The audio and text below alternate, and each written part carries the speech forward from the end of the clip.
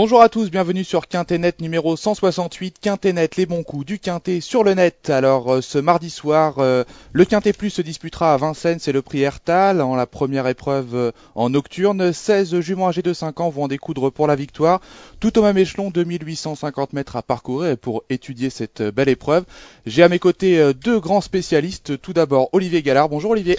Bonjour Yann, bonjour Julien, bonjour à tous. Et donc à ma gauche, Julien Vandendoren, l'excellent Julien Vandendoren. Bonjour Yann, bonjour Olive et bonjour à tous. Alors on va commencer avec l'As Oraison du Stal, et on va commencer par Julien. Oraison du Stal reste sur deux bonnes prestations. Oui, attention, en plus à chaque fois elle n'évolue pas sur une distance vraiment à sa convenance. La parcours de tenue, ça va vraiment être davantage dans ses cordes. De plus, elle va peut-être être déférée des quatre pieds. Attention, elle est capable de réaliser un dernier kilomètre qui sort de l'ordinaire, même si c'est la moins riche de cette course. À mon avis, c'est loin d'être la moins douée. Eh bien écoutez, on commence par mon outsider préféré. C'est vrai qu'Olivier, en plus, elle est annoncée déférée des quatre pieds ici. Oui, certainement un plus pour cette fille d'Extreme Dream. Je l'ai retenue en bout de combinaison. C'est une épreuve assez ouverte et je pense que pour une place, c'est une belle possibilité et certainement une cote très intéressante. Ça chauffe d'entrée sur le plateau. Le 2, c'est Oula Nova, une concurrente plus connue sous la selle, mais qui est en forme, Olivier. Oui, mais je crois qu'à l'attelage, c'est vraiment pas fantastique, Yann. Et honnêtement, je l'ai laissé de côté sans trop de regrets. C'est vrai, Julien, vous confirmez, ce n'est pas fantastique à l'attelage? Non, c'est loin d'être fantastique. Je crois qu'il faut plutôt attendre un engagement sous la selle à l'avenir. Là, ça paraît vraiment très complexe.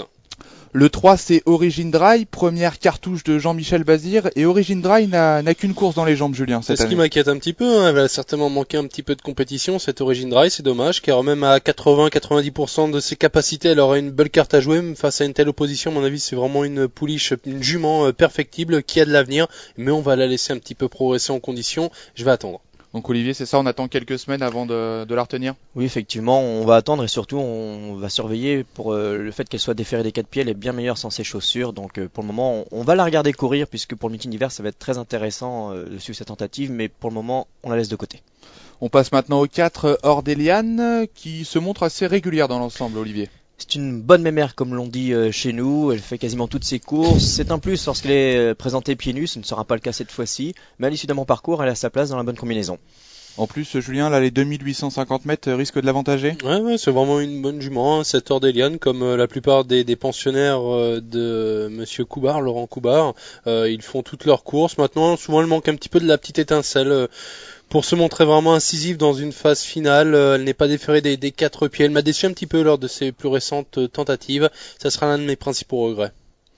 On passe maintenant au numéro 5, c'est O'Clock des Salines, et une jument qui évolue dans sa catégorie ici. Tout à fait, O'Clock des Salines qu'on connaît bien dans les lots de femelles en région parisienne, parfois un petit peu délicate dans les premiers mètres de course, mais là elle semble un petit peu s'assagir depuis quelques temps. Elle a la particularité de savoir finir ses courses. Bernard Piton la connaît parfaitement, présentée pieds nus.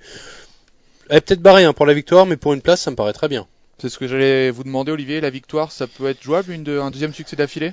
Ça va être difficilement quand même un peu de catégorie par rapport à sa dernière tentative, légèrement.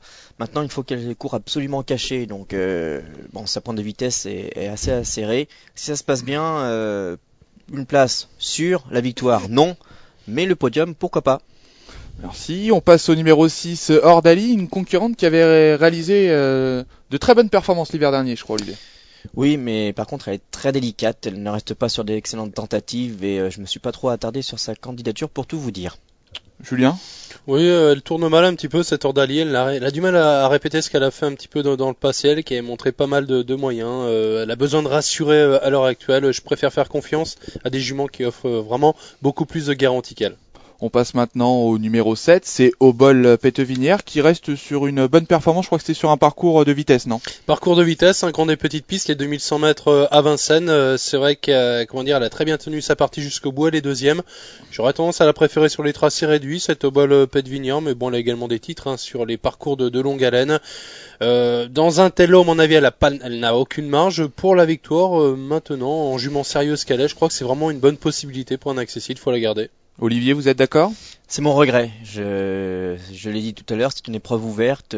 C'est mon 9e cheval. Et bon, malheureusement, je l'ai écarté. Je suis d'accord avec Julien quand il dit qu'il la préfère sur les parcours réduits. Je suis dans le même cas et donc je vais la regarder courir. Je fais peut-être une erreur, mais j'assume. C'est bien d'assumer ses erreurs, Vous Olivier. assumerez, on ne sait pas encore le résultat. On passe au numéro 8, Holistar, une jument aux origines de rêve, issue du croisement de Guébriand et Lady Lecton, et pourtant, on la connaît plus à l'attelage. Oui, et on la connaît aussi pour ses facéties, parce qu'elle est vraiment délicate. Pourtant, elle a de la qualité. Dans un bon jour, je pense qu'elle peut mettre tout le monde d'accord, mais ce sera surtout une question de sagesse. En tout cas, Jean-Michel Bazir est de retour à Sansuki. Elle est annoncée des ferrés des 4 pieds. Logiquement, elle a sa place dans la bonne combinaison. C'est vrai que Julien, c'est fantastique comme origine. C'est fantastique comme origine, on peut guère faire mieux, hein, Yann, il faut bien le dire. C'est une bonne jument, cette Holistar. Maintenant, elle branche un petit peu dans un parcours, elle se monte souvent un petit peu tendue. Donc elle sera avantagée par un rythme de course sélectif, mais si ça se passe pour elle, dans cette course, à mon avis, elle peut renouer pour la victoire. Ça sera en quelque sorte un petit peu tout ou rien. Avant d'aborder les chances du numéro 9, Orléans Spring, nous allons marquer une petite respiration publicitaire. À tout de suite.